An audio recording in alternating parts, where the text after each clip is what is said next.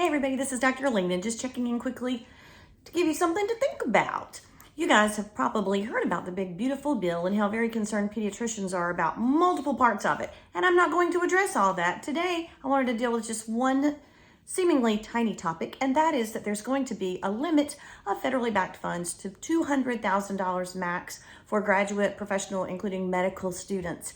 And I wanted to point out something to you.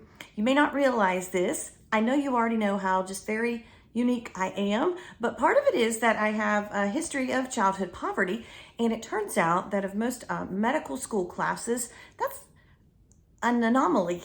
Less than 6%, somewhere between 5 and less than 6% of medical students come from a history of poverty, and that can make it very difficult to pay for the cost of the education of medical school, and many students graduate with debt much greater than $200,000. Now, you know, I was blessed with a scholarship, and certainly philanthropy can be part of the solution, but possibly not enough to cover all of the medical students in the land.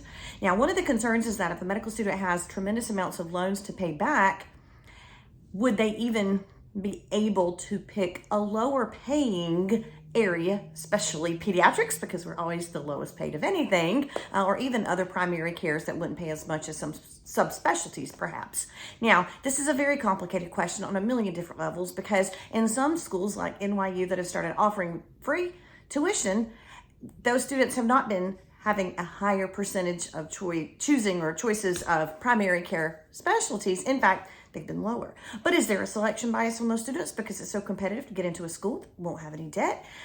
Who knows? It is a very complex question, and I just wanted to introduce this concept to you that we are concerned about diversity of medical providers. We know that it matters. And what if, not only just in the color of the skin, that's super hugely important, but there are all different kinds of diversity, including physicians who perhaps could relate to families who had financial struggles if they grew up in similar circumstances, and physicians who may be more likely to return to a healthcare shortage area, such as a rural area.